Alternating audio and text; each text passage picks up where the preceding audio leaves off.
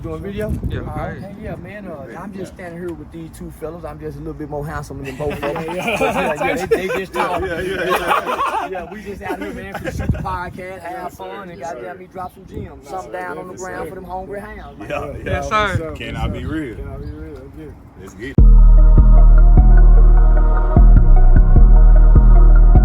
Chelsea, I gotta kill this.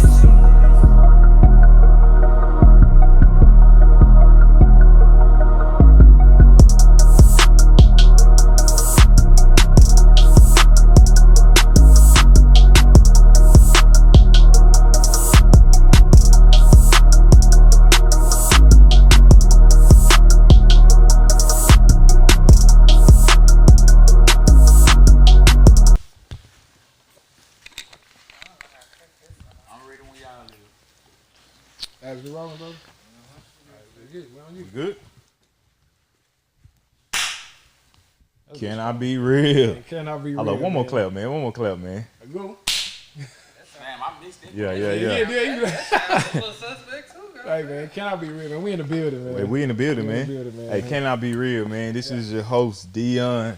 Hey, it was Dion the Motivator, but after getting this game today, you know what I'm saying? Dion Hardeman. Yeah.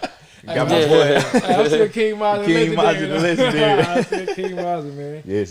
Hey, y'all see who's sitting on the couch, man. Yeah.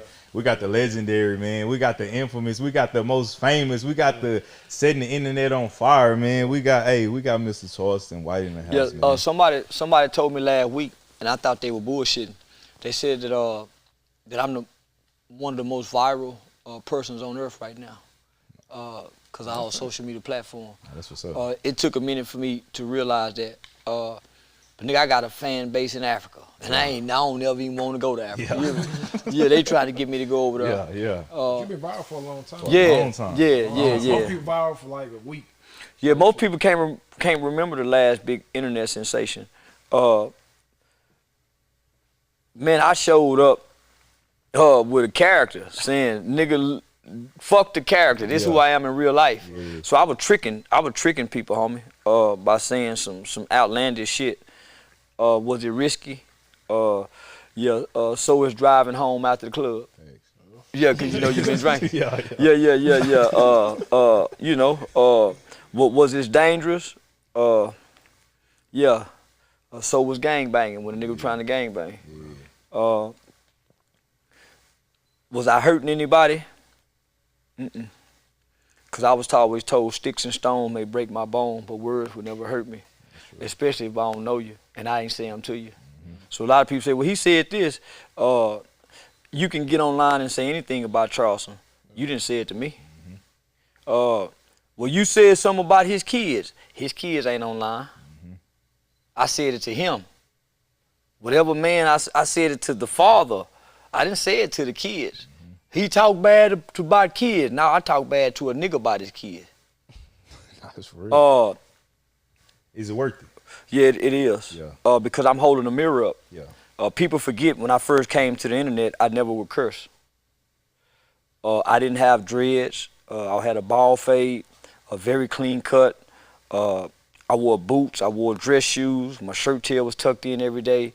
I had a bow tie on. I had a vest. So I was very Dr. King, Malcolm, articulate. I didn't smoke on camera. I didn't use the nigger word. I didn't say the N word on camera. So, because I evolved. I evolved. I wouldn't say I grew, but I evolved. And I became the culture. Nigga, I became the culture. I embodied the culture. I had spent the last 8-10 years in Stop 6, right outside the projects at the Classy Lady. So I had been working with the culture. I went and joined poor people. I didn't live in the hood, homie. I didn't just go down there and work with children. I brought my kids with me. I slept down there. I ate down there. Niggas thought I was homeless because I was sleeping in my car down there. I slept next to the barbecue pit, nigga, so I could make sure that motherfucking wood was hot in the morning for when them kids got up. Let's go, yeah. So I became the culture. I became the people. I was in a blood neighborhood saying fuck the Bloods. Yeah, now listen. When all the gangbangers would see me, but they couldn't deny the fact that I was burying the blood kids too, and they wasn't. They couldn't deny the fact that they was seeing me go get kids out the juvenile system, who was innocent for crimes that they didn't commit but was locked up for it. They started seeing me having events in the community. When people were going to jail for driving on suspended license, we was getting that done away with. I started having STD clinics, nigga, at the hood spot. Where niggas sell weed at, where we bootlegging and gambling. I got the STD clinic set up right here. And I had the health department. They gave me over 20,000 condoms. Yeah, nigga, I pull up on all the hoes in the hood, nigga, making sure. Well, no, not no babies, the prostitutes. See what I did? I put all the condoms in a bowl, like a candy bowl, in the club, and niggas just come get free condoms.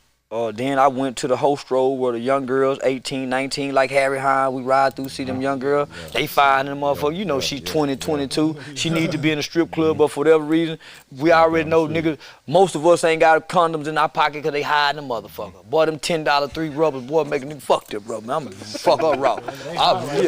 They were high last, they always been high. You either steal them or you just raw dog. Or you go to your, what a nigga say, you got a rub on you? Most niggas, I ain't never had a nigga say, nigga, I got a bag of these motherfuckers right here.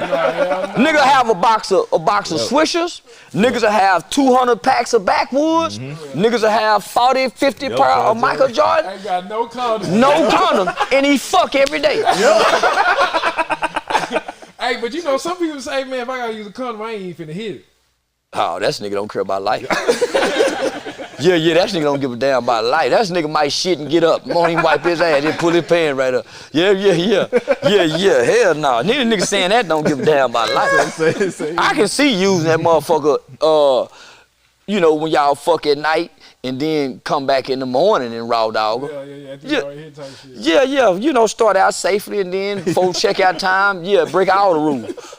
That's how it go, ain't it? Yeah. Ain't that how it go, nigga? Start out fucking with the condom.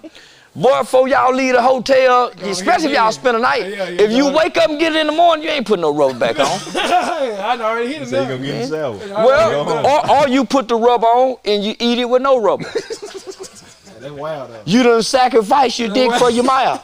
You remember? Yeah. Hey, if I got dog, yeah. Man, they plenty nigga put that condom on that dick and go eat up pussy with just raw lips. So they walk around here with them bumps on their lips. Yeah, they walk around and get them when it get cold or they go to wherever and shit. I be seeing them niggas. Nigga, shit gets bumping up. Nigga, I've been on the internet 7 years. They ain't never spotted one on mine. You know, some old head don't do that, though. No, I don't. Yeah. No, I don't. The young boy eating everything. Everything. Real, but I hear you talk about, like, you know, your journey of, you know, how you started out, right? And I saw an interview, and I know you say you used to didn't say the word nigger. Nah. But you got that word nigger, like that's your word, like you got that trademark. Like, how did that come about? I inherited the word from the old niggas. I used to think nigger was a derogatory term till I met a nigger. So I tell people all the time, you don't know no nigger. You don't know nobody who was born with the word Nigger on their birth certificate. And when they died, it was Nigger on their birth certificate. There are still some niggas left today, like my grandmother. She's in the 80s, 84, 85. The old man who taught me about niggas, he's 78 right now. He called himself the last nigga. He was born in 1945. That's where you see 1945 on his ring. You see Nigger Nation. So we was taught about the African, the slave, the African slave. Then the slaves was called nigger. And nigger is a bad word. Then you got, from the nigger, you had colored. From colored, you had Negro. From Negro, you had black. From black, you had African American. And then today, you got the niggers and the hip hops. Now, when you say niggers, you got Nigga. We niggers. real nigga, street nigga, thug nigga. So we niggers. We could never be a nigger. For one, we don't know how to grow food. We can read, they couldn't, so we could never be a nigger. So for a white person to call us a nigger, it's really a compliment, because those are the greatest people to have ever been born and lived on earth. They're the only human beings on earth who haven't done nothing wrong to nobody, and they got mistreated. They never started a war. Those are the only, and those niggers didn't come from Africa. The Africans who was brought here, the first generation was African slaves. The second generation was African slaves. The third generation was niggers made in America, because they stopped importing slaves into the country, because the world said, okay, we're not going to do this anymore. What did America say? Fuck the world. We go make niggers right here. We're going to make breeding farms. We're going to call them motherfuckers. So there was no longer, so when they started breeding slaves here, these aren't Africans. Thanks. These aren't Africans. Yeah. These are not indigenous people that was already here. These motherfuckers was made by the white man. And who give them a name? The white man. What was his name? Nigger. It wasn't Bob. It wasn't Jim. You didn't get the slave master's name. See, that's the biggest lie told her. You got your slave master name. Slave master didn't give you no name, nigga. You was nigger. Mark Twain gave us a name. And that's just for my educated niggas who really know about America. Up until Mark Twain wrote the book, Huckleberry Finn, the nigger didn't have a name. Come here, nigga. Die, nigga. Fuck wrong with you. What you looking at, nigga? He didn't have a name. Yeah, no, that's real. His mama and them gave him a name. Chicken shit George. Because George knew how to fuck with the chickens on the plantation, so they called him Chicken George. Come here, Chicken George. That's the slave plantation. But when he leave that motherfucking plantation, he a nigger. He can't go to the next plantation and say, my name George, boss. Nigger, you better shut your motherfucking ass up, nigger. So he couldn't say that, right? So those people never had a problem with being a nigger. They was born nigger. They want us, black people of today want us to believe that the people before us had a problem with being called nigger. They had no problem with being called nigger. They just didn't want to be hung and mistreated. The slave who was born into slavery didn't know slavery was, don't know nothing before that, right? So let me stay on topic. So the Africans had a language on their plantations. That's why when you watch the movie Roots, they kept calling Kunta the Geechee man. Come on now, Geechee man. They don't talk to that Geechee man. So the Africans didn't really bond and form with the nigger slaves. They had two different mindsets. The African was conquered and enslaved. The black man showed up and it was slavery. Born. His mother taught him this is the way, you do what he said. So he knew nothing other than to submit to slavery. So those people couldn't read, they couldn't write. So why do we believe that they took the white man's God? They couldn't even read the Bible. So why would we be rejecting their God? They couldn't read the Bible. They couldn't read the Quran. They couldn't read. So they didn't have a religion. But boy, they sung songs and their spirit moved and they looked up at the sky and they talked. Boy, they had a spirit. When Harriet Tubman was escaping, she didn't have no motherfucking paper saying go that way. She didn't know which way. They said, listen, keep the river to the right of you. Keep the sounds of the river to the right and follow that. How much they didn't know? She used to pass out. And wake up, and they be saying, what, Harriet? They heard the dogs barking. They gone. Guess what she say? They saying, which way do we go? Go that way. And she was right every time. The spirit leading her. The spirit leading her. Them people that have no book, homie. You feel like we being misled by the Like a motherfucker. Woodrow Carter Wilson say it's the miseducation of the Negro, that we're being miseducated. He wrote a whole book about it. So let me stick to the niggers. So the niggers knew how to grow food.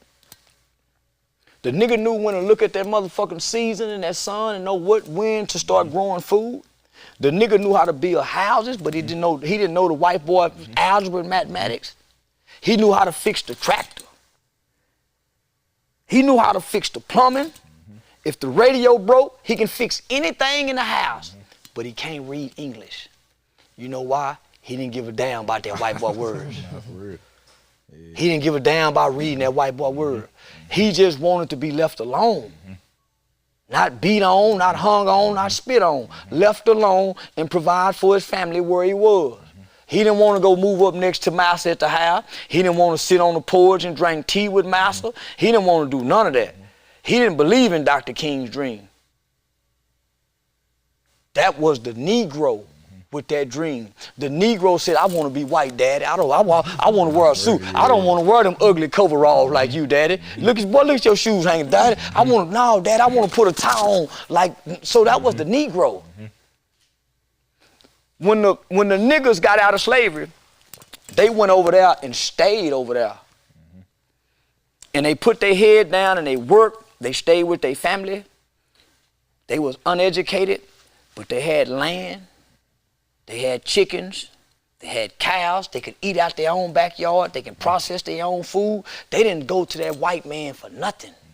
The white man used to come buy chicken and bacon from the nigga. White boy used to didn't know how to do nothing. So now, here come Dr. King with his dream. Let's go join them. The nigga said, this little boy crazy. See, y'all gotta go study history. The elder black people who was called nigga did not like Dr. King. That was the foolish thing for you to, why would we go live with our enemy? And they go spit in our food like we used to spit in their food when we was in the kitchen. And why would we go do that, boy? They thought he was crazy, and he was, because that was his dream. Because when he was a kid, his grandmother told him, or his mother, he had a white friend, she said, you can't play with him. So that was his dream. If you go listen to that I Have a Dream speech. It was a nightmare for the niggas to leave our restaurant, to go sit over at their counter and get hit upside our head just so we can sit there. We got our own restaurants, young blood.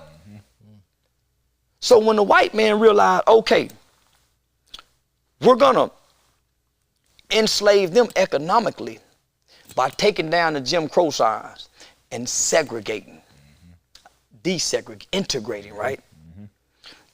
When they all started in the beginning, the fight was equal rights and equal protection under the law.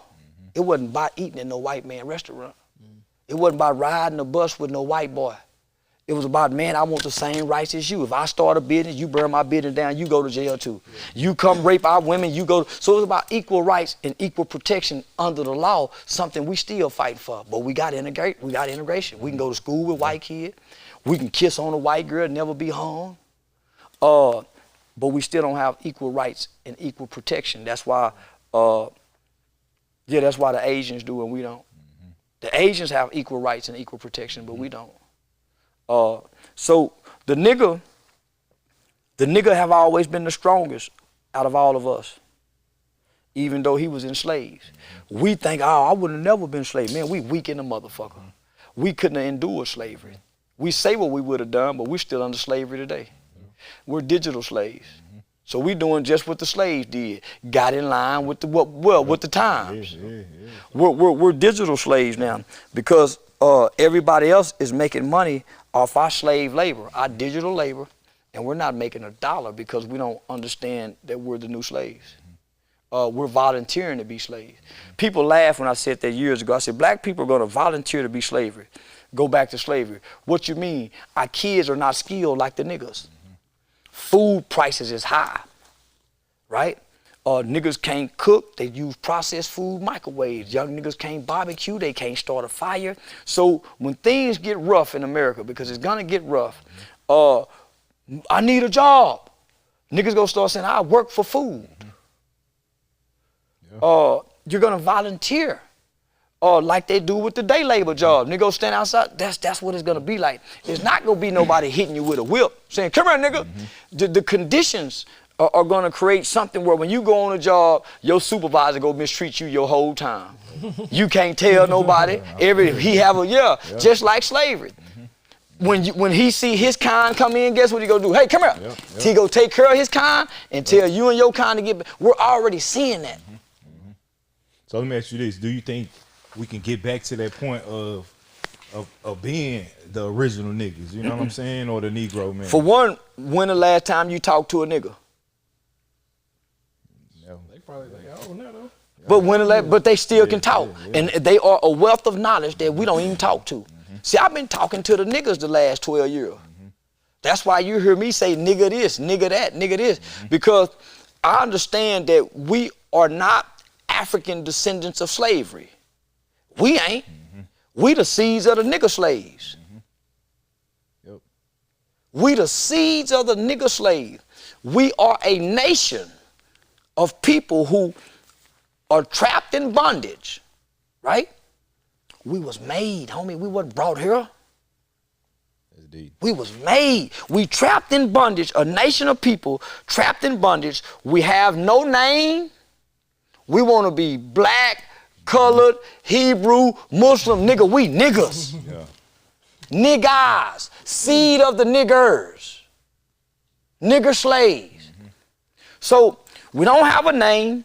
We don't have a religion. Well, you can't be a nation of people to get reparation if you don't have an identity nor a religion. We don't even have a flag. So how can they reparate us in anything when we haven't even been identified yet? I see where you're going with this. Come on, homie. So niggerism. Yeah. We don't read nobody books. We just believe in the spirit of God. The spirit, homie. If I'm locked in a cell and I'm thinking about killing myself at 13, 14 years old, and these white folk won't give me no Bible, how do I access God? Close your eyes and pray. What if I ain't know how to pray? Yeah. What if my mom didn't teach me how to pray? Yeah. How do I access God? By the Spirit. Not that book. Yeah. Because it's already in us. Well, for that book, I get played on with the book. For one, what if I can't read? What if I can't read to comprehend? What if my reading comprehension is also low? I can't never understand the Bible. And I got to rely on this man who could be a pervert, who could be, to give me a God, to give me his God from his point of view. How else do I, so I got to be able to see. Some people are living testament of their God talk, and most people aren't a living testament of their God talk. That's why they talk it and can't walk it. So we could never get back to those people. For one, we don't even understand what they went through, brother.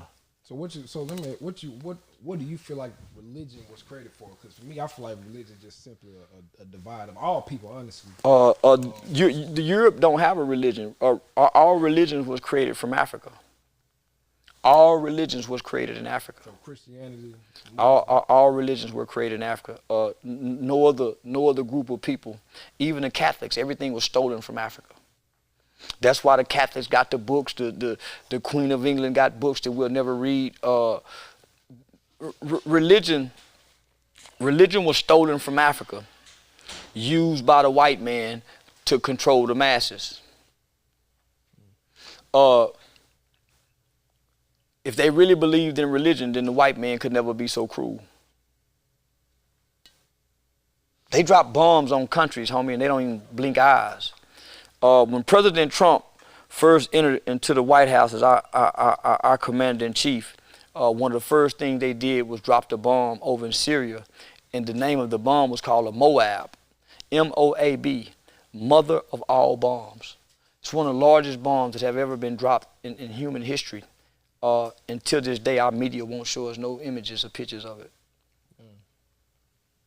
Yeah, y'all gonna get me killed talking this deep. Let's go back to them niggas. Let's go back to them goddamn niggas. Let's go back to the nigga talk. Yeah. So let me ask you this. So my brother, he's more of the. I'm the. I ain't no bullshitter, but I'm the off the wall. We like yin and yang, man. Yeah. I'm a little more serious. He's the numbers and biz. I'm the complete opposite. Yeah, so for me, man, this finesse two time, man. So I watched your live, man, when you called CPS. Yeah. And, that was real? Real like a motherfucker. Yeah. Real. I really called CPS on. I didn't call CPS on. Yeah, I did. I called him on him. I called him. Like a motherfucker, I called him. What made you call him? That little motherfucker was threatening me. I saw a 10-year-old kid making terroristic threats with a tone like a grown nigga who go carry him out. Hey, he can shoot dice too. Like I seen him shoot some dice. Yeah, he can shoot too. Yeah. I know a 10-year-old and killed 2 people. I know a 10-year-old killed his mother. I know a 10-year-old who killed their baby sister. I know a whole bunch of 10-year-old killers. I know a 12-year-old stabbed their next door neighbor 93 times. I know a 12-year-old who stood over their mother and father with their best friend and killed them. Yeah, I know some dangerous kids. So I don't take threats from nobody lightly. And they teach teachers, juvenile workers, you never take a threat from a child lightly because they don't have the brain capacity not to act on it. When I saw those adults, for one, I never knew who the kid was for me to call CPS. I was joking because I had seen a kid in the club at night with money, hoes, cars, jewelry, clothes, shooting dice, and so I'm seeing this shit. I'm saying, man. So I make a joke about it to finesse 2 times.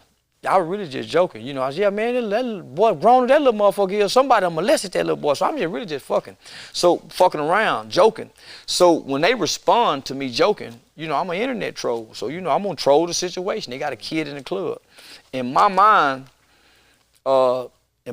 these street niggas, these real gangster niggas, so they're not gonna respond to me. For one, why would you respond to a nigga who they say is a snitch? Why would you respond to a nigga who they say is the police? And he done already say he done called the police on this nigga, right? You see him working with law enforcement. So in my mind, y'all not learn they lesson, know a lesson. Nigga, leave that nigga alone, homie, just talking. So in my mind, I come up under niggas who will pull my say, nigga, you better not say nothing to that nigga. We over here getting money, fucking with bitches. Nigga, you better leave that clown alone. Nigga, you know what them niggas do. That's what them internet niggas do. Fuck that nigga. That's the old niggas I come up under would have handled me, right? So in my mind, you can't tell me finesse 2 times ain't that kind of nigga. Cause I'm listening to his lyrics. Way he talking his lyrics, this nigga a G nigga, a gang. So in my mind, nigga, for one, little homie, you still a kid. You know, I don't give a fuck what he said, my nigga. You still 10 years old, fam. Now we go play and all that, but nigga, I'm your guardian. Nah, we not gonna put you out there like that, my nigga. So we ain't gonna throw you to the wolves like that, right? The nigga a police ass nigga. So now you got the other 2 niggas standing on side. Oh yeah, they making. So now they endorsing the threats with finesse. So I'm saying to myself, I know these niggas can't be this goddamn stupid. I'm saying to myself, man, I'm disappointed like a motherfucker, man. These bitch ass rapping niggas keep disappointing me. T.I. disappointed me. Boosie, Tupac. I can go on down the list, homie, because in my mind, homie, these is thoroughbred G niggas. Yeah. They not fit to respond to no nigga online talking and ain't hit you, ain't threat. So in my mind, these niggas getting.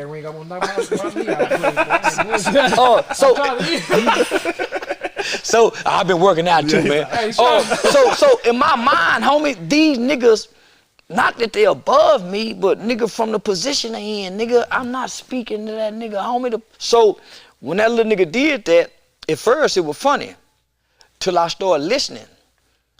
And then I started hearing the endorsements from the grown folks. I said, oh, they don't know who they fucking with. No, they don't know, no, nigga, I don't take no disrespect from no kid. Yeah, it was all fun, but all that, what you go do to me, we go script you, man. Man, no, I know what to do with this. 911. Yeah, I know how. 911, help! I got an issue. So in my mind, homie, this kid has to be in a detrimental situation. It has to be some negligence there. So nigga, I did what any person who's been doing what I've been doing for the last 12 years, working with kids, report what I believe is child endangerment. Yeah, so I reported child endangerment. So no, that wasn't no skit. That was real life shit. So who you feel like disappointed you the most out of everybody you done had some confrontation with? Tupac, and I ain't had no confrontation with him. Tupac, he tricked himself, my nigga. He played gangster and got killed, and he wasn't no gangster. He was hanging with all them gangster niggas, homie, screaming M.O.B., and everybody knew, homie, that was the death of him. He shouldn't have never, the nigga he kicked was a real motherfucking gangster. And that cost that nigga, homie. We can say the white man killed Pac all day long. Nah, homie. Pac killed Pac playing gangster. And everybody who personally know him will tell you that, homie. He wasn't supposed to never sign with them niggas. Go, nah, homie. Everything that go gangster, homie, is destroyed. So you feel like that way about my boy Ja? He kind of disappointed me too, though. Well, everything that go gangster gets destroyed. America only glorifies the gangster in movies. Only to in real life set his motherfucking ass on fire. And yeah, so the NBA said that we're not gonna announce what we're gonna do with Jay Morant to after the NBA Finals. That ought to be the hint to let y'all know they finna slam his ass, cause they don't want no distraction. That's the hint, nigga. Homie, you can't thumb your nose at rich, powerful white people when they give you a chance. You see what happened to OJ, didn't you? OJ went to prison for going to go take back some shit that was stole from him. Because he thumbed his nose. When he came out and said, hey, I've got a book coming out to see if I did kill the bitch. Man, what? Nigga, what the man? They said, okay, nigga. Yeah, we got you. Same with Lil Boosie, homie. He's been antagonizing the police on side the roads, cussing them out. I spit on you. So now he's back in trouble again after beating 5 murder cases. Homie, you got to turn right and go straight if you go thumb your nose at him. The nigga who was the head of the so-called black militia, the black NF not fucking around coalition, they started thumbing their nose at them white folks. Going to the motherfucking Klan headquarters, rallying like they really go do something. Yeah, and they got niggas with tennis shoes and women out there together and all of that, right? So they went and got the leader. You don't see them niggas marching no more, do you? Yeah. They shut that down. They went and they arrested the leader. They didn't shut it down. Snapped the head and everything, yeah. Everything else gonna fall. That's what happened. For sure. They don't make no noise no more. Yeah. But the white boy know you playing when you call yourself Grandmaster J, Grandmaster Flash, and you the head of a militia. You got a DJ name, nigga. White boy ain't taking you serious. Motherfucking Chris Kyle didn't have the mother American Sniper. Nigga ain't got no nickname. Homie, they don't. Nah, man, we want a nickname. That's how I know niggas ain't serious. Akbar Mohammed Leroy Jenkins. Man, nigga, that ain't your name. Nigga, when it's time to revolute and it's time to die for our people, we ain't got no name, nigga. Nigga, our actions is our name. So that's what killed me about these niggas. They want to change their name, nigga. Your name was given to you for a reason at birth, boy. And you go deny that legacy and bloodline of what was given to you and who you are. That's your family's legacy, and you go be Ray Ray from neighborhood crip. That is real. Come on, my nigga. The Bushes, the Reagans, the DuPonts, Hiltons, the Hineses. Man, them people wear their name with pride. The Rothschilds, the Chases. Man, them people, the Kennedys, man, them people, the Jacksons, the Carters, Beyonce, man, them people wear their name with pride. Fuck, I'm gonna change this name for a nigga and I'm a white. A great, nigga, my granddaddy was the first black man in Fort Worth, Texas, on a restaurant and a hotel on the west side of Fort Worth, homie. come from the military.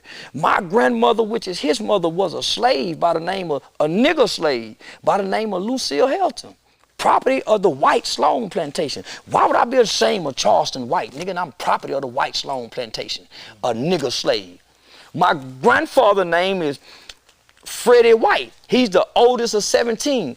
Everything up under him is a Helton. My grandfather got the slave master prop, and we own the land to this day. So I can trace my lineage back to the nigger. Most can't, my nigga. So I'm saying, when the last time you niggas done talked to somebody old and soaked it up? But you know, we just had a conversation about that. We don't do that like you saying last time. Like, people don't come together. Our people don't come together like break bread. Like how we used to every Sunday. We used to, you know, have like come together. That's why niggas rob and steal from each other. That's why brothers and sisters today hate one another, can't get along with one another. One of them can't wait to get the up on the other one. Because when we used to sit down at the table together, for one, everybody was home by supper time. Back in the day, nigga, everybody rushed home. Man, I got to get home for supper. Mama, daddy, everybody there. Son come in late, nigga, daddy looking at him. You know what time supper is, young boy. Everybody mad at you because you ain't here for supper. What supper time did was give dad and mama and the family, we looking at each other.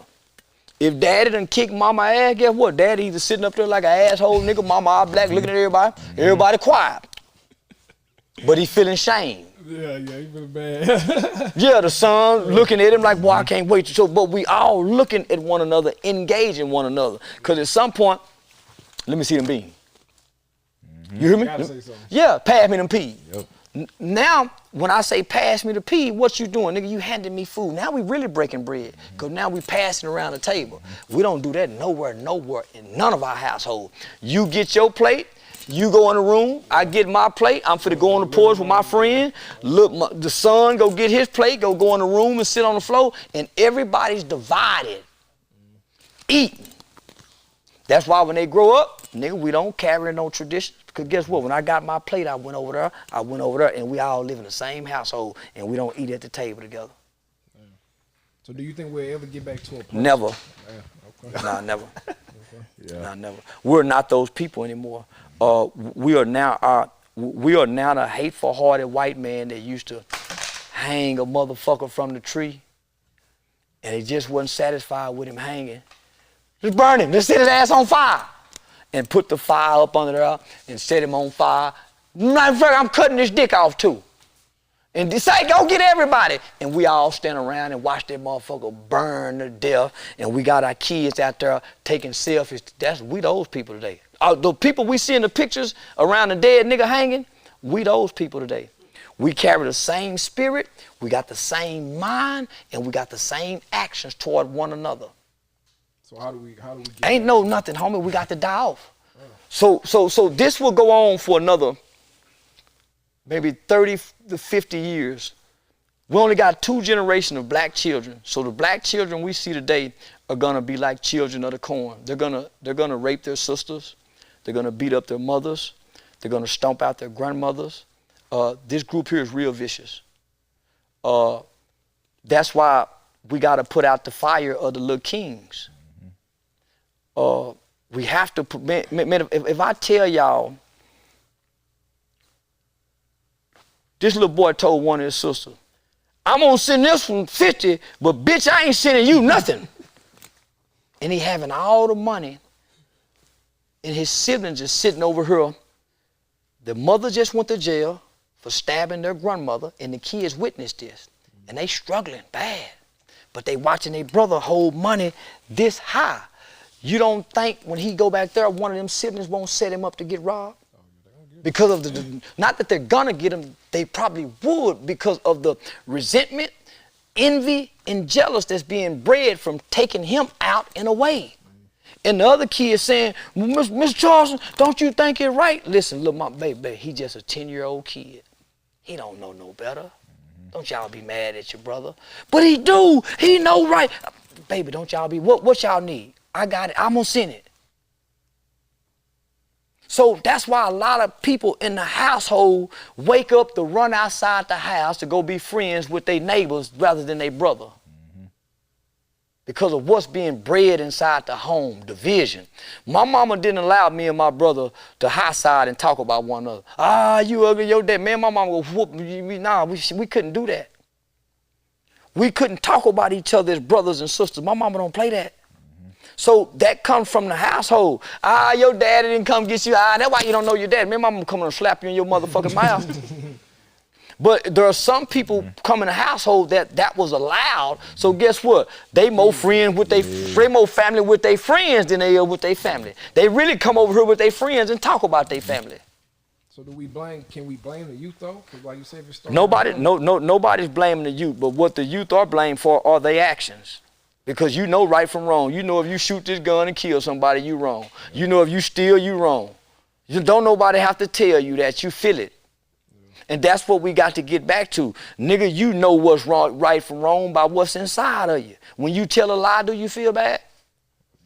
Nigga, if I tell a lie right now and everybody in this room believe me, and nigga, I know I'm lying, nigga, I will drive away feeling horrible. It's some niggas won't.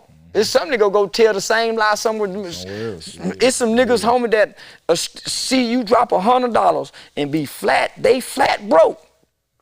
They see you drop that $100 nigga and pick that $100 up and feel bad holding it in their pocket.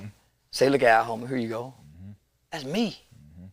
See, I can relate to you too. I'm from Alabama, and like when you talk about the growing up like that, that's how I grew up, you know, and it's still like that now. But me, I've been living in Dallas for 18 years now, and when I go back home, like sometimes I have to catch myself, like, bro, you tripping, like this where you come from. Like I be complaining, like it's too slow down here, is this and that, you know what I mean? But really, like that's the way we need to be living. Like they still having supper at 6 o'clock, you know what I mean? Somebody told us that pork was bad. I don't know who told these niggas pork was bad. All food is bad now, how they process it. Chicken, pork, fish, noodles, rice, cheese, milk, bread, everything is fucked up now from how they process it. Our ancestors ate slop. Pig this, pig that, pig this. The only difference was they didn't stay inside. You got one species who come from a cave. Inside of a cave is cool, it's dark, windows down, moist. That's how most people have their houses. The people who come from the caves develop diseases and carry diseases, asthma, sinus problems, sinus infections, right? The sun people who come from the sun don't go in the caves, because if you take a flower and put it in a dark cave, it's gonna die because it needs sun. We the flower, we sun people. So somebody done tricked us to running from the sun, because now black people will not go out in the sun. Man, it's too hot out there. It's 108 degrees outside. Naturally, your body is at 100. How is 108 degrees really hot? That's your mindset. The white boy, you done been tricked, nigga. They done took you out your power. You don't even go outside no more. Who do you see outside now? The Mexicans. Working like a motherfucker. The new niggas. Working like a motherfucker. The new niggas. Getting all that sunlight. That's why they strong now. That's why. Listen. So let me break it down. So they done tricked us out the sun. Oh, he been boxing too. You see that? I see it. They done tricked us out the sun, and boy, they done took us away from our pork. Between that pork and that sun, the nigga lived to be in his hundreds and his 90s. He didn't eat that beef like the white man. All the cancer is coming from the beef, not the pork. It's coming from the cow. The cow's milk, that red motherfucking meat. Now that chicken is fucking these niggas ass up even worse because how they process it. It ain't got a beak no more. And niggas used to grow their own motherfucking chickens. Niggas used to fry their own motherfucking chicken. When did niggas start buying chicken from the Asian chicken spots? You mean to tell me there ain't no black person nowhere in this city that can outcook these Asians in frying fish? That can make a batter? But we run to the Asian spot. So they done told us, man, don't eat that pork. But they run into this beef. Man, that beef is so, my homie, the cyst that's on beef is so horrifically, man, that's because beef is the only source of food It's already a dead carcass. So we're not supposed to be eating dead carcasses anyway. That's the white boy. He a caveman. He eat raw meat. He eat. It sounds funny, but why do you think you eat a steak bloody raw? That's his diet. That's not ours. We don't have the same genes. That's why they got to come over here and tap into ours. So if you going, yeah. So he eat raw meat because he like to taste blood. That's why when you saw Deontay Wilder and Fury fighting and that nigga licked that nigga's blood. You know why? Y'all laughing. Yeah. It gave him strength like the sun. Listen, homie, like the sun give us strength. The sun weakens him. Why you think he show up everywhere? Nigga, he'll eat a woman's pussy bloody. Because it gives him strength. They even got some drinking it. Order it to drink because it gives them strength because of what they're made of. We're the only people on this earth, on this God-given earth that has 100% human DNA. We are. We better not be drinking nobody's blood. We better not be drinking nobody's milk. When you get through breastfeeding your baby, that baby is supposed to not drink no more milk ever again. Almond milk is not milk. The white man made that because he like milk. He has to drink animal's milk. The black woman used to breastfeed the white baby. The white woman ain't never breastfed no nigger baby. That's real. And the white baby became strong and healthy off that nigger's milk. And they go to, soon as he get off that titty, guess what they gonna give him? Bloody meat. That's his diet, that ain't ours. See, they got y'all believing that the pig is bad because when the white boy get the pig, he treat the pig bad and make him eat all this. But the wild hog eats vegetation. The wild hog eat vegetation. They don't tell you that. That's right. Yeah, nah, we miseducated, man. Yeah, we miseducated like a motherfucker, but hey, I'm gonna keep playing dumb. And that's my thing right there, man. Like, when I hear you, right, you know what I'm saying? Like, I hear this. Even in the lives with the antics and like, I know how to take the candy out of like the old nigga told me, man, only those that have ears will hear. Thanks. Only those that have ears will hear. It ain't for everybody, my nigga. All of us ain't going. Some of us go get left behind. So a lot of us just got to die off in vain. It's gonna be a lot of kids just die. You know why? Because they disobedient. And they said disobedient children days shall be numbered. So it's a lot of kids days will be and are being numbered because they disobedient. They won't listen to their mama. They won't listen to the coach. They won't listen to me and you. They won't listen to nope. So they have to die off. There's a lot of old niggas go die off in the state that they in. They don't get another chance to get it right. They go die convict. They go die broke, behind on child support. Their kids ain't gonna. They have to die like this, my nigga. So the next generation can rise. Yeah, it's gonna take that for sure, man. We watching it. Yeah. We watching it. Sure. From the George Floyd to the Trayvon Martins to the King Von. We watching it, homie. We watching us be eradicated with no consequences to nothing that's eradicating us. It's almost like God have taken his hands off of us and allowing us to be wiped out like he did those that were before us who were supposed to be his people. I don't believe there's no biblical text, there's no Hebrew text, there's no spiritual text that's gonna align us with God. It's gonna have to come from the parents restoring their hearts back to their children. I think one of the saddest things in the world is for your children not to inherit your belief system in your God. Your children grow up and not believe in the God that you've been carrying. I think that's the worst thing you can do to your kids. Let them go find a God on their own in this big old world full of gods. It's many of them. So everybody got their own religion. They kids on too, man. But listen, stay away from religion. Look at the spirit of a man or a woman and just watch them. I did my mama like that because I couldn't wait to tell my mama, you wrong. I ain't had a chance to tell her yet, homie. And I've been watching and trying to prove her wrong with that Jesus Bible talking. I ain't never heard her curse nobody out. I don't see her get drunk.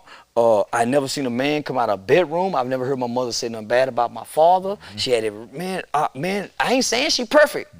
But that's the closest thing to Jesus I done seen. So why wouldn't I believe in whatever God she been talking about? Right. Why wouldn't I take her God?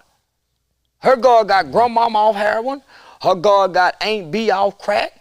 My brother just come home from a 114-year sentence on a murder case. I did 7 years on a 12-year sentence on a murder. My Uncle Wayne been in prison. My granddaddy been in prison. My Aunt B in jail. Keisha in jail. My mom got to go see all these people, nigga. This weekend, and I never heard her complain, and we all out. With her God. Her God done beat all out. We done went Muslim. We done went atheist. We done went pimp God, we done went gang God, Crip, we done tried all the God. Mama still holding on to her God with love, compassion, dignity. I ain't seen her break weak. I ain't seen a moment where she wanted to give up, seem like. I'm trying to say, man, do my mama get horny? I ain't who fucking mama. Then mama got married. Yeah. So I know I watched God work through this woman. So if ain't nobody God's real, I know that woman God real, that's the one I'm gonna grab hold on to. Yeah, I don't know about your mama God. I don't know about the Hebrew God. I done watched this woman God, and I done tried to debunk the God. I went Muslim trying to debunk. I've been rebelling against my mother's God, trying to say, man, she don't know what she talking about. That's just that. And I can't prove her wrong, my nigga. That's what's up, man. That's what's up, man. Not to, transition a little bit, because we, but to go from where you were in that mindset of, you was helping the kids and fast forwarding it to, like, now you kicking knowledge, right? And, yeah. But still the hate is coming, you know what I mean? Like, how are you able to deal with that, knowing that what you doing and what you saying, it can really impact and help if people will just listen? Yeah, when you throw the dirty diaper at me, I pick it up and throw it back. That's how I throw it back at you niggas. Yeah, that's how I deal with it. Yeah. And then if it get too hectic, I get serious and say, well, shit, nigga, I work with kids in real life. Nigga, fuck you, bitch ass nigga. See, because if I get mad, it ain't too many people that can question me, homie, if you ain't done this kind of work. If I roll out my resume, if a nigga just Googled my name, homie, man, half these niggas can't even talk to me, my nigga. And I did all of this over 10 years, and I never asked for $1 from nobody. Nobody. I ain't applied for no grant. I ain't took no white folks money. I did it grabbing my dick, talking shit. My nigga. Bold with a boldness, because they say the spirit have to be bold to go forth. The spirit that goes forth has to be bold. Nigga, I buck white people, gang bang, whoever I think wrong toward us. I'm with it. Homie. So when the police kidnapped me, right, my homeboy son killed a high-ranking police officer in Fort Worth. So now I really got kidnapped by the police. Nigga, they took me from the jail to the crazy house, to a mental asylum, and nobody knew where I was. See, this that gangster shit niggas just be talking. See, Dr. King them used to come up missing on the back roads, and they don't nobody know where he is. And they got to try to call the president to find out where he was, and they got his ass in jail somewhere.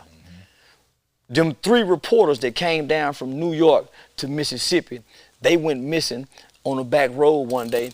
They found their ass buried in the car, all 3 of them dead. And the sheriff them had something to do with it. The movie called Mississippi Burning. Check it out. See, that's what they used to have to go through back then, right? So when they get me in modern day time,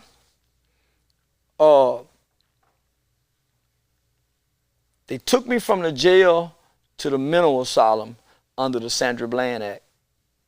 Most people don't even know what the Sandra Bland Act is. Can you speak on that for people that don't? Nah, I ain't telling motherfuckers nothing. I hope they go do your research. I hope they go do their research because that's why your government is pushing mental health. Because the Sandra Bland Act, it strips you of your due process. Gotcha. So Sandra Bland had a smart mouth. They said she was dealing with some mental illness. She killed herself, right? They just really want to strip her. So if you got a smart mouth now, you'll end up in a mental hospital, and you'll never see a judge, and nobody will never know where you're at, because you're not going under constitutional laws. You're going under HIPAA laws. Where can't nobody release your medical information to nobody because you're an adult.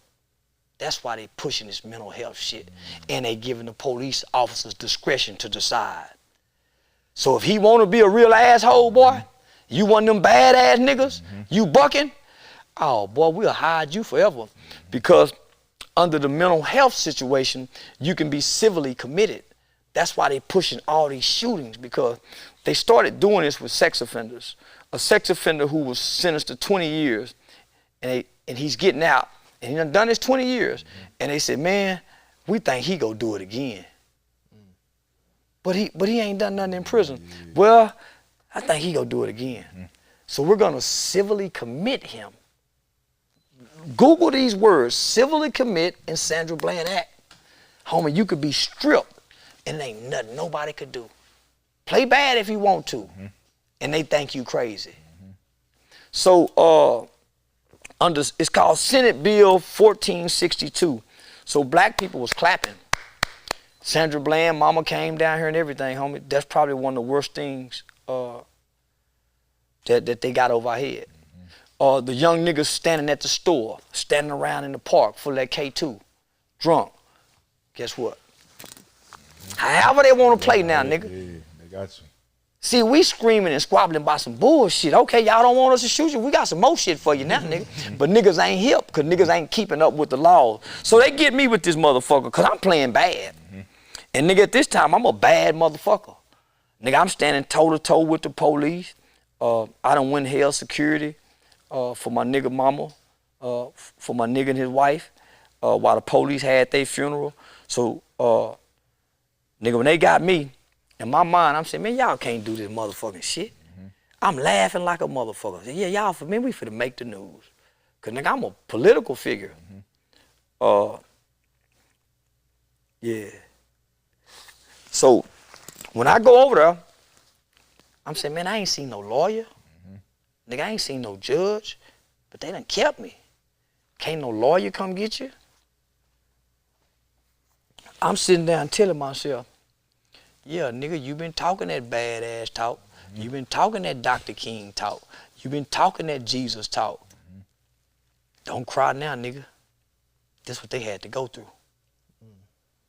See, if you ain't got no leaders going through nothing, nigga, they ain't being targeted, them ain't your leaders, my nigga.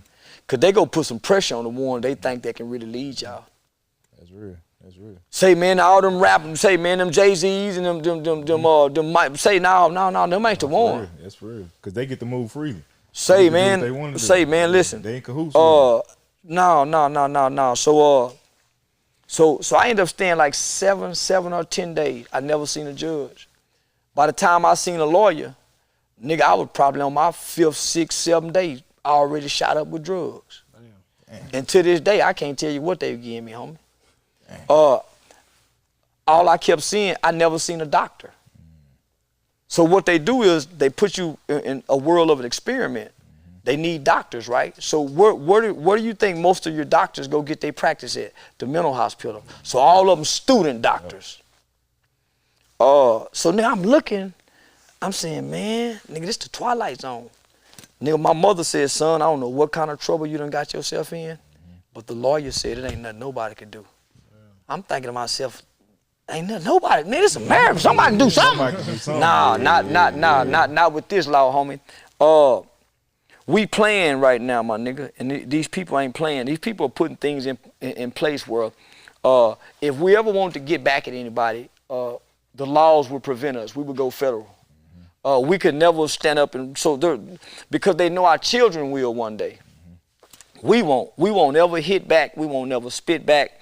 And I'm including myself. Us alive today as black people, we're more cowardice than the slaves were.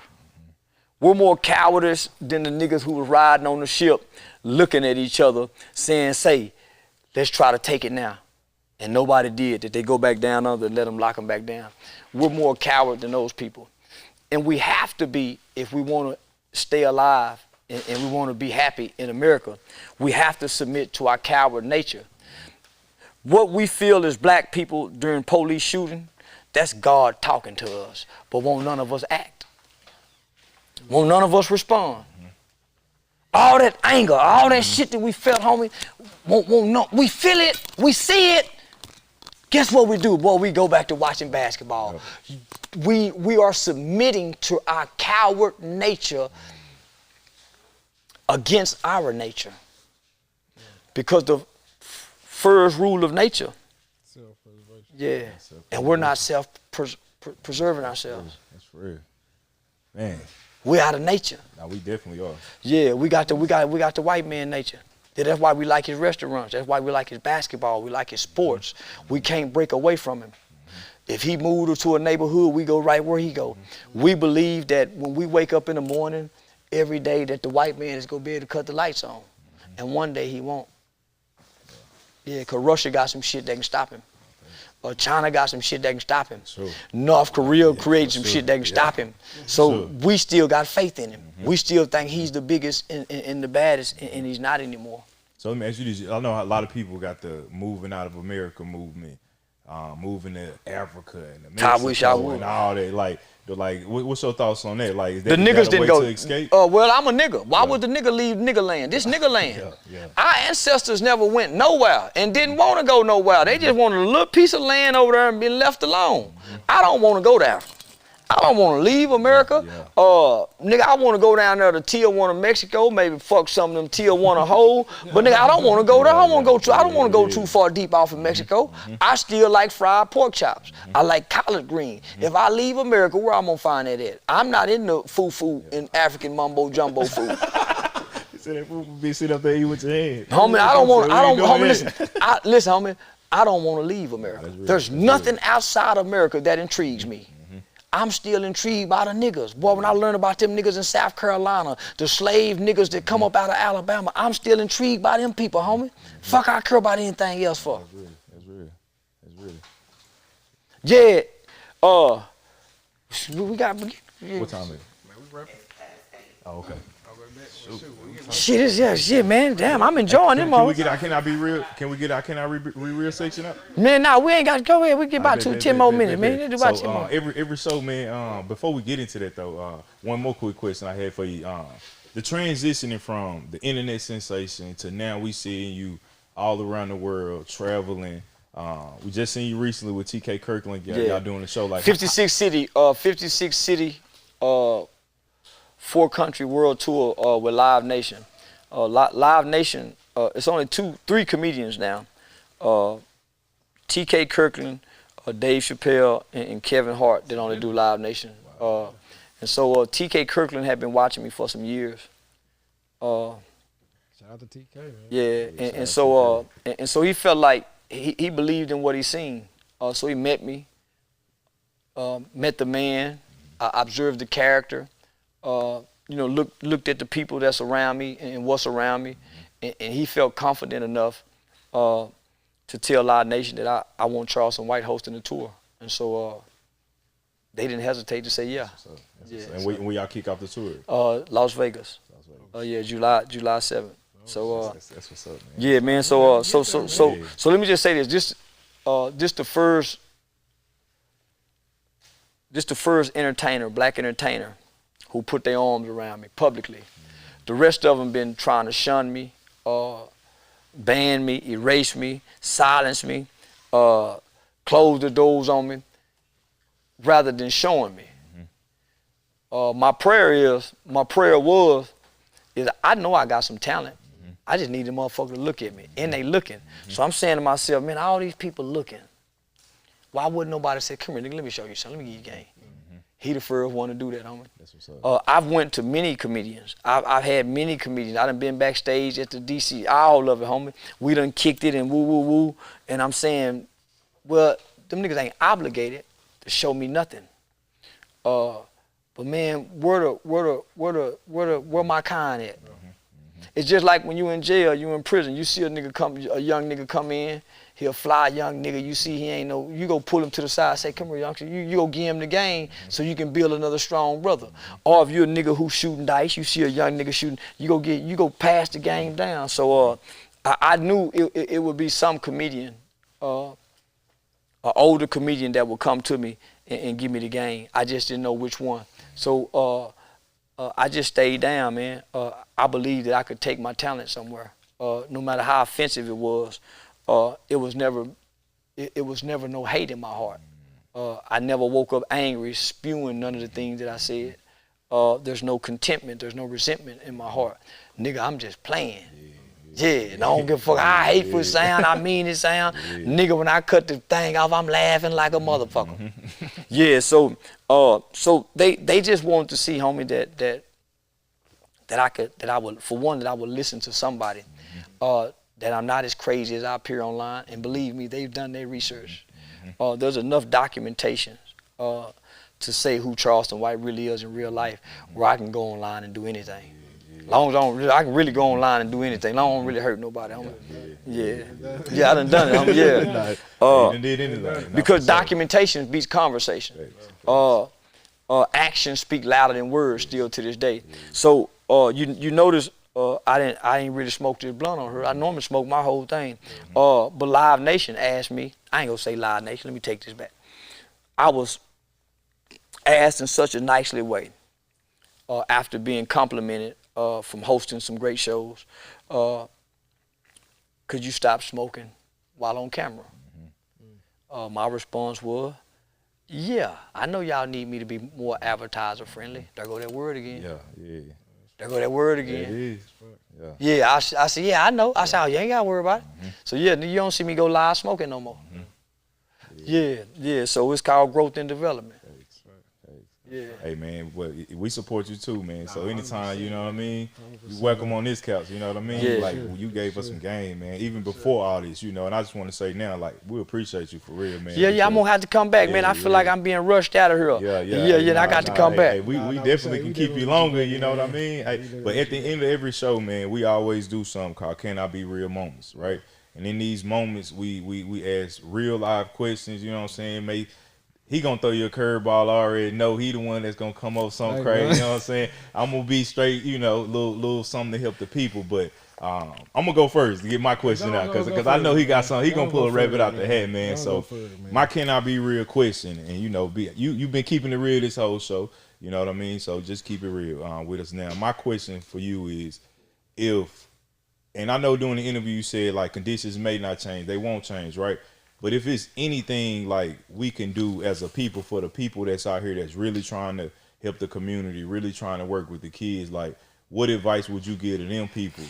Fix you. Yeah, fix you. Every day while you trying to go help the kids. Yeah, you can't fix your people. You can't fix the community if you ain't waking up fixing you. It's some people coming outside trying to fix all the problems in the community, but they bed ain't made. Yeah, they bed ain't made. They got a month worth of dirty clothes in the hamper that they keep washing, or they got a bunch of clean clothes they ain't folded up. They got some old food in the icebox that they should have threw out. They got a cousin that they fell out with that they can't apologize to because it really ain't that serious.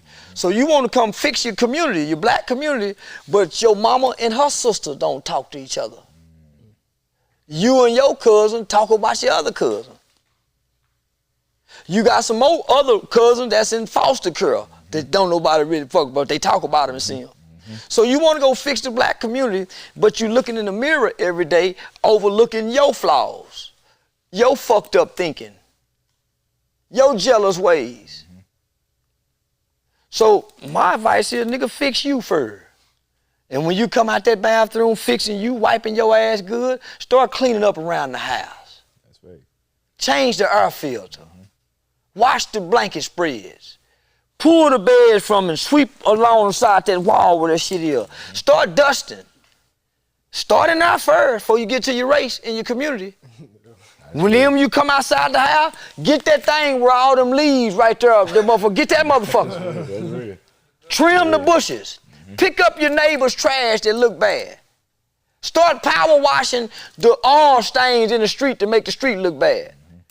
When you get through with that, then you and your neighbor start talking to each other. Hey, how you doing, neighbor? Y'all all right over there? Once you and your neighbor start doing that, then y'all start having street events. End of the year block party for the kids that made straight A's. Why would you want to go anywhere past that And that's the problem with black people. They want to try to fix the race and ignore everything they see in the mirror. Dang, that's deep. Yeah, so I went to the mirror first, homie. That's why I can stand before black people and say the things that I said. Talk to you, nigga, because I'm a day one daddy. I'm a day one daddy. From the time she said she was pregnant, I've never left. Perfect attendance in fatherhood. A lot of you niggas got unexcused, inexcused absences. I ain't got none. So I can talk this bold. I ran a youth organization and I never fucked on the women in the community. The Little League football coaches can't say that. I can. I'm not known as a whoremonger, and I'm in the strip clubs all the time. You don't hear women making videos about me. They will make thousands. Man, motherfucker get rich if I was that kind of man. I ain't known for disrespecting the black. You don't see black women bashing me online? Nah, homie. I protected my character amongst my people. I ain't known for shooting guns at niggas. I ain't never shot a gun at a black man. I ain't never robbed a nigga, homie. I always went across the railroad track. I served time for, we killed a white man. My gun didn't fire at no black man. All the houses I broke into were mostly white people. The black people houses we did come in, homie, we left because we saw a family. So the forces and the energy, I have a shield around me, homie, because I've never done wrong to black people. When I sold crack in Arlington at the white hotels. I never took crack to the black community. I never pimped on a black girl. So I never done wrong to my people. So I can stand before my people and talk as bold as I want to talk to these niggas, because it ain't no blemish on my name toward my people. My people are mad at me because I done talked, nah, homie, nah. You ain't doing it. You just saying the same thing. Uncle Joe be saying that. I'm from Alabama, so I be hearing some crazy, like, you ain't doing them but saying the same thing that, you know, when we sitting around the barrel and your uncles out there and your older cousins, you saying this, like, but it's just now just all up front, you know what I mean? Like, Uncle said something like this to me last week, and it wasn't recorded, you know what I mean? But now that we can capture everything, it's like people just so sensitive. I could have been hateful. Or I had hateful black men around me that wanted me to hate white people. I was born in 1977, so I come up around them niggas couldn't stand a white man. But I come from love. I come from a loving mother who her God says has no respect of color, so I never learned to be hateful. I tried it. Yeah, I tried it. Yeah, I tried to be hateful gangbanging, but shit, nigga, I couldn't. I couldn't keep doing that shit. Nigga, that's why when a nigga got some sense, he quit. Soon nigga turned 18, soon nigga got some sense because it didn't make sense. It makes sense. Because you have to have hate to carry this. To be good at this, you got to have some hate in there, and I never had no hate. Yeah. Man, my question was, it ain't gonna be like that. Yeah. Very good question.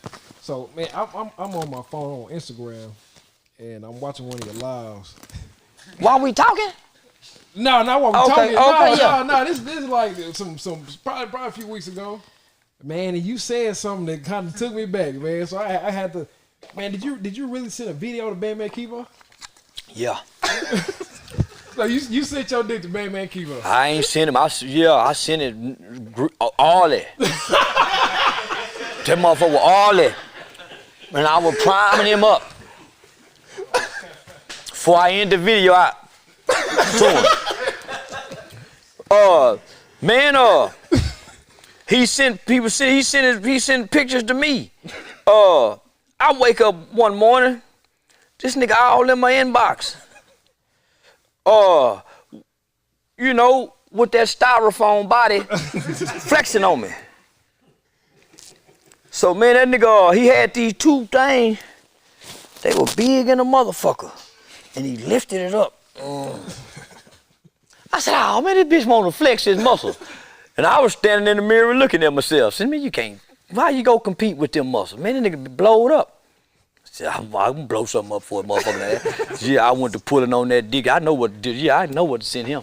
Yeah, he wanna show something, I got something to show too, nigga. Fuck you talking about you proud of your muscles? I'm proud of this log. Here, look at this, nigga. And that nigga, now in my mind, I'm waiting for the block, you know, where you can't talk to him no more. Boy, next thing I know, I seen them little dots coming up. Oh, he finna respond to it. He done watched it. Man, it was a 15-second video. He can't help but see it. I said, oh man, that nigga typing to that dick. Boy, next thing you know, that nigga said, you gay as hell. But he spelled as hell, A-S-L. He said, you gay, A-S-L. So boy, for half a day, I'm trying to figure out what that motherfucker, I know what gay mean. Man, I'm wrecking my brain like a motherfucker trying to figure out what this motherfucker A-S-L mean. So I find somebody say, man, it mean gay as hell. I said, oh man, this boy is a foster kid or something. So listen, so he's been, listen, ever since I sent that boy that Peter, let me get it out here. So I ain't gonna let you see it. I ain't gonna let you see it. Hey, that's how I leaned over. Yeah, here, let me, I'm gonna unsend it from the boy. Cause I sent him some more the other day. I sent him some more the other day just laying in the bed with my feet up. Hey, say, I told him, this how you know it's me, Keevy. You see how that thumb been back like that? That's my thumb, Keevy. And them my Vans, I wear Vans. Look what the boy been doing. It ain't enough. The boy still been sending me messages. He still talking. I would have blocked the ass. Man, yeah, look what I told him. You my new hoe, nicely built up bitch. Didn't I tell him? I told him that Monday, cause the boy steady sending me shit. So I tell him, you my new hoe, nicely built up bitch. He sent some more shit. So now, man, in my mind, dick is like repellent. Nah, yeah. Hey, nigga just jump. Oh, man, no, man, yeah, nigga don't, you ain't nothing. So, no, man, that nigga, in my mind, what's more disrespectful than grabbing your dick at a man? So, nigga, suck my dick. Homie, some old niggas, if you tell them that, they'll kill you. Yeah, that's it for you. It's some old niggas, they'll throw their life away for that. So, what's some more ultimate disrespect? So, I'm saying, why is this nigga up sending me muscle pictures? And he done told us that the body is blowed up. Yep. So why he flexing on me? And he got Bentleys. Nigga, I know something that can compete with that shit. Nigga, I know some shit, nigga, money ain't got nothing on that motherfucker. Man, shit, nigga, yeah, look at this, nigga. Yeah, here it is, right here. Say, boy, so next thing you know, he show big folk, big titty. Big Titty done took it and showed everybody. Now they on Clubhouse talking about it. I said, man, what kind of man these niggas? Homie, I'm blocking you. Homie, I ain't that mad at you no more. I don't want no problem with you. You ain't playing for a nigga. I'm done. So I'm gonna leave that nigga alone. So I'm saying, man, what's wrong with these niggas? And he's still in that inbox. He still messages me to this day. I say the boy can't get that dick off his mind. Can I be real? Can I be real, man? Yeah, man, because you ain't supposed to see it, so it's gonna stay on there. You got to work hard. Maybe you stumble up on the dick, you got to work hard to get it off your mind. You affected. Yeah, man, this boy like he ain't affected at all. He ain't fazed by it. He ain't fazed by it at all. So shit, yeah, I just be ignoring him now, man. I said, shit, man, this boy here, They can't do it, ain't nothing gonna do it. Nah, hell no. Hey, man, can I be real? Hey, can I be real, man? It's been a good one, man. Yeah, been a real, y'all gotta have me back on here, my nigga. They got to have me back on this motherfucker. Yeah, I feel like this ain't long enough. This been a good one. This might be some of my best motherfucking interviews right here. They be saying that other shit good. They be saying that other shit good. Now this here was raw, uncut. Without no put on the put on. Yeah, can I be real? Yeah, nah, for real, man. Quick shout out to our sponsors, man. Man, first and foremost, we got that, like I gave you, that Margie Pure. Yeah. It's the Margie Pure alkaline water, black owned water, man. Margie Pure, this is good too. Yeah, and it's in a pretty bottle, like white folk made it. And then, man, shout out to our chef, man. Chef stuff in the building, 2 else on the shelf, 2 else on the shelf, man, for the good food, man. Then we got our black owned clothing line, we got Order My Steps Fire, you know what I'm saying? Shout out to him especially for the kicks, man. Yeah. Hey, man. We got everybody covered. Yeah, we got everybody covered. Shout out to Heist Dish. Yeah, Heist Dish. Shout out to Heist Dish. For sure. Yeah, for sure, man. Shout out to Heist Dish. Hey, man, and shout out to you, Charleston, man. We appreciate you coming through. Say, man, we got that Atlanta kicks, the celebrity kick nigga in the building too, man. Yeah, there you go. Hey, come on in, man. Come on in right quick, my nigga. Come on, sit down. They drink like a rapper too. For real. Say, man, that nigga been all around the country getting out $1,000 shoes to celebrities for free. We celebrities too. Shit, y'all finna get some now. Yeah. Say, man, I've been watching him. I didn't know how big he was. Man, nigga showed up. Man, I told you niggas send me them Yeezys, the Vans, the Jordans, the Dunks. Man, I didn't know these them high dollar ass shoes these niggas be rapping in. Man, I said, man, shit. I felt so shame wearing them motherfucking Michael Jordan tennis shoes, boy. And all them little niggas looking at how clean they are, cause they just like them too, boy. I ain't bullshit. They clean in the motherfucker. And boy, I secretly felt like I was the nigga too. I ain't even gonna lie. Yeah, it make you feel alright. Yeah. It boosts you up a little bit. But nah, man, I've been watching this young brother travel all around the country, and he really just got my attention. Man, that nigga with Crip Mac. He with everybody I don't like. Some I like, some I don't like, but he everywhere giving away shoes. So I'm saying, man, how you able to do this? Just give them away. I've been selling shoes 5 years straight. So what happened was I sold shoes to my first celebrity, and I shipped them to him. And when he got them, he shared them on his store or whatever. And I was like, man, really, I could have just flew out there and gave it to him, got some content. So my next celebrity I met up with was Boosie. I think it was Boosie. I went out there to Boosie Estates. I chilled out with, Lil Tootie Raw. And we did everybody you don't like. Yeah, we did. we did the content. So when I uploaded that content in Atlanta, we posted or whatever. And then that's when Pooh Shiesty, Fujiano, a lot of people start hitting my DM. So I made sure I got everybody right in Atlanta, and after that, that's when I knew if I stayed consistent with this content, good game. I'm up out of here. So good game. That changed my situation by just meeting up with Boosie at one time, and he went crazy on that video, and it went viral. So my next viral video, I came back to Houston, did a video with Sauce Walker. And I seen him, crazy. Yeah. So gave the shoes to him. He done did his Super Saiyan and took off running. You know what I'm saying? I took off running behind him. That went viral all over the internet. So, like you had the super cape on? Yeah. The Super Saiyan. Yeah. I seen that nigga. He jumped out the tree and done that. Yeah, I was on his ass. Yeah. So pretty much staying consistent on dropping the best content with the hottest shoes on earth. That's what's gonna keep me afloat and what's gonna keep me bigger and better than anybody else in America to even sell shoes. Period. Yeah, and I didn't know them Dunks was the shit. Yeah, I said, man, that nigga done brought me these old ass motherfucking Nikes. Man, I wore them. It's crazy though, 'cause we said back in the day he said they he used didn't to wear be Jordans, so I was like, man, I gotta bring him some fly ass. Oh, they fly too, boy. You hear me? Say, boy, the young nigga, when I put them on, I feel like a young nigga. Oh yeah, they gonna knock about 10 years off of you. What, boy? What? Shit. Yeah, y'all hit at this point, but all the young hoes be trying to get it when I got them Dunks on. It's Young Hollywood 1K on Instagram, Young Hollywood 1K. The biggest nigga plug on the net, period. It don't matter I think what he platform. I'm the biggest, period, and I'm the most consistent, and I'm connected with everybody from New York, Atlanta. It don't matter Houston, Dallas. It don't matter what part of the country. I'm the most popular. So listen, so let me ask you, so do they call you and tell you, hey man, we got these exclusive shoes, or you go look for them? It get real deep, but I've been doing this 5 years, but I've been around celebrities in the last probably 2.5 years. So before I met my first celebrity, I was already locked in with the sneaker game. I already had my connections. When that ship come over here from Memphis, I get the first phone call. So shoes come up missing, I buy them, and we gonna market them around the celebrities. You know what I'm saying? Already. We'll have to get you on, man. Shit, man. Yeah. Next time we're gonna get you information. Next time You in the city?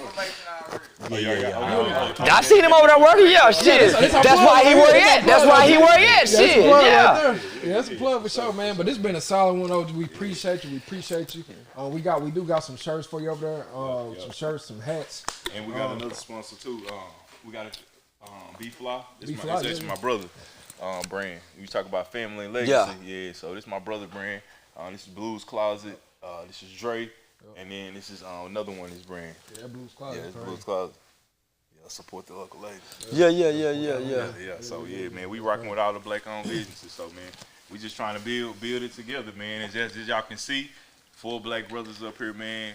On the Can I Be Real show, we put out some good gems, good content. Y'all stay tuned for more, man. Be on the lookout.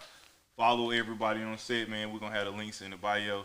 Y'all stay tuned. Can I Be Real? Can I Be Real? Yeah, I like